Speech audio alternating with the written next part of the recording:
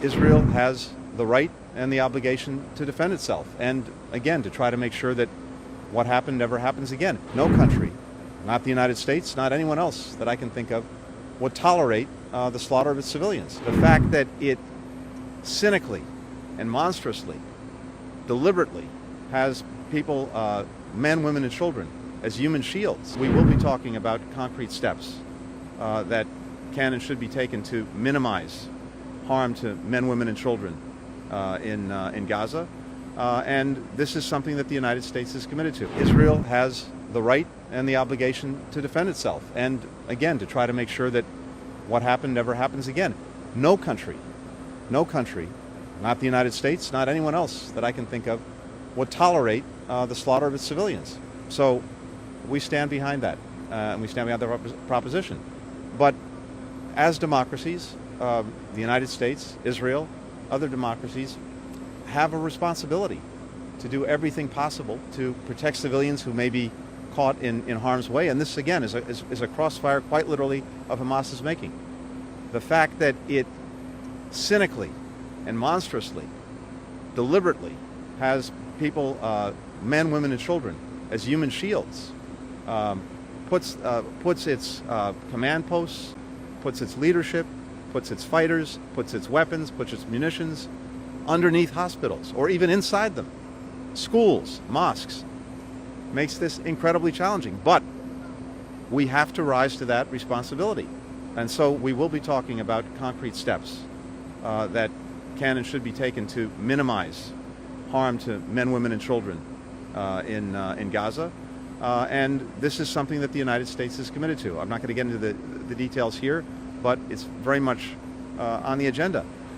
When I see a Palestinian child, a boy, a girl, pulled from the rubble of a collapsed building, that hits me in the gut as much as seeing a child in Israel or anywhere else.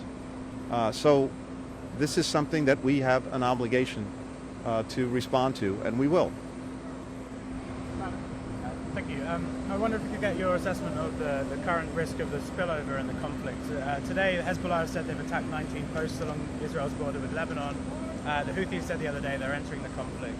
And just secondly, while you're in the region, how do you expect to be able to get other countries in the region involved in sort of the day after plan that you're talking about, when there's rising opposition, rising protests against Israel from, we've seen Bahrain and Jordanians pull out their ambassadors? So we are determined to prevent escalation on any of these fronts, whether it's Lebanon, northern Israel, southern Lebanon, whether it's the West Bank, whether it's anywhere else in the region. And the President's been very clear in what he said publicly. We've been very clear in what we've shared privately. We've been very clear in some of the actions we're taking, that we are determined to deter any escalation. So with our partners as well, we're making sure that that message gets through. It's not in anyone's interest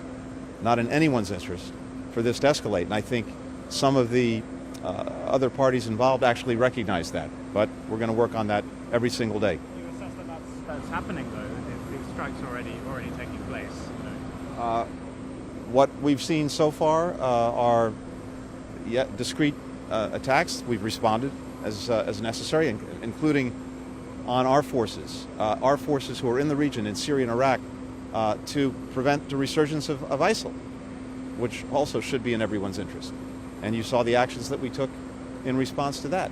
But as I said, we're determined to prevent escalation, to prevent the spread of this conflict, and we're taking the necessary steps to try to make sure that that happens.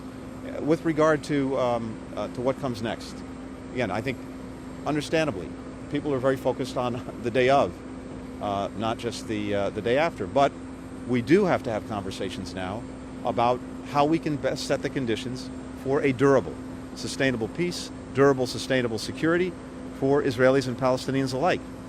So I expect that those are conversations that we'll have an opportunity to pursue over the next couple of days. But this is a long-term effort, but we have to make sure that we're focused on it now.